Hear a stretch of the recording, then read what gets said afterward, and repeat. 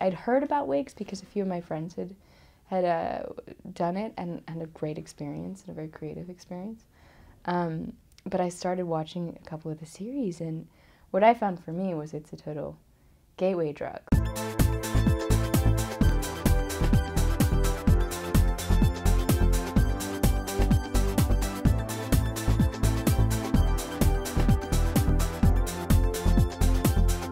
The joy of trying to tell these stories and the joy of trying to connect to an audience and hopefully entertain them and maybe leave them with something, you know, somewhat meaningful, you know, is what is motivating and motivated us to do it. Clear everybody in front of the camera. Clear everybody in front of the camera. You know, I think John and Rodrigo have really trying to get in at the top of the curve of this and see what this is. Everyone's trying to figure out the web, you know, how programming, production, and you know, releasing on the web will be. Action. I smiled through client dinners and disease of the week charity events they had to be seen at. I listened to his tirades about the idiots he worked with. I let him bang me at 6 a.m. 3 times a week with about as much tenderness as a city worker filling a pothole. The first show I saw was, whoa, this is the work that they're doing here. I mean, and I immediately was like, yeah, I totally want to be a part of this. It's kind of like an actor's playground, and there's so much character development, and there's so much freedom in front of the camera. You know, Jan, just because you're smart and very, very talented doesn't mean you'll make it.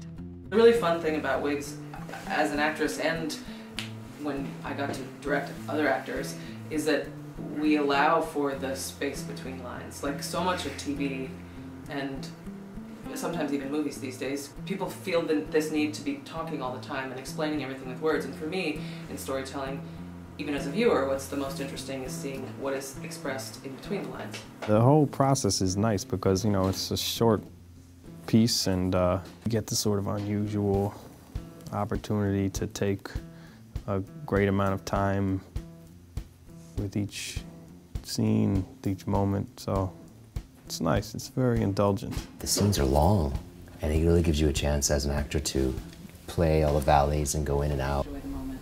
Oh, that is me. Yes, when I'm having fun, I like to stop and enjoy it. It's a great opportunity. Usually the scenes are much smaller, and there are a bunch of them put together for an episode. This one's, I think, a 9-page scene, which is, I don't think I've ever done a 9-page scene. It's great, and I mean, it's just a joy to work on this material because it supports you. It's so well written and fleshed out that you really can feel like it holds you.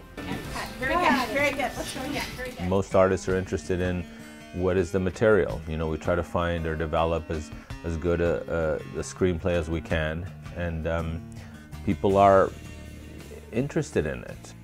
You know, I think more than anything else, it's important to recognize what John and Rodrigo and Jake have done in creating the environment for that creativity to flourish.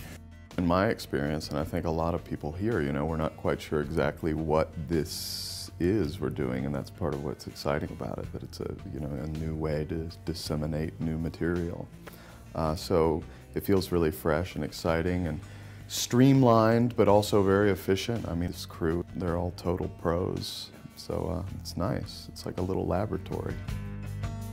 They've taken a chance on a show that had controversial elements to it, and a new writer, an actor turned writer. They've taken a number of chances and pulled together really an amazing team to be able to realize that, you know, and so for me, that's like, it's a dream come true. Stevie. Hey, little sis. It's a very interesting arena because you get to act. Action. Tell me. The financial pressures force this to be dialogue and character-based, and actors are starving to do that. Do you want to talk about your feelings? No.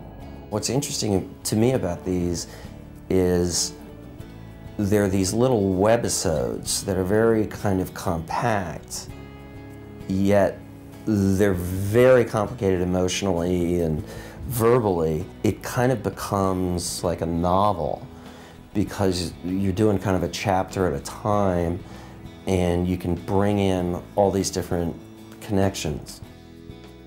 You know, everyone knows it's here to stay. People want to make it work. Again, they appreciate that it's something that might allow for telling certain stories that are no longer told in big budget films. Are you still having fears about harming April? Occasionally. First of all, it's very rare to find straight up drama or a real character development and great dialogue, especially for women. Our presence is getting smaller and smaller and thinner and, you know, we're almost non-existent in feature films. You do not have a right to know, or question, or refute, or dispute. You don't have the right to challenge.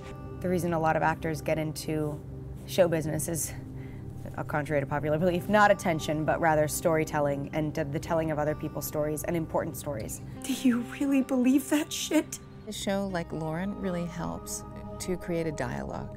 I just love that it's strong female characters, most of it's female driven, and it'll be really interesting with our industry to see what's happening in the coming years.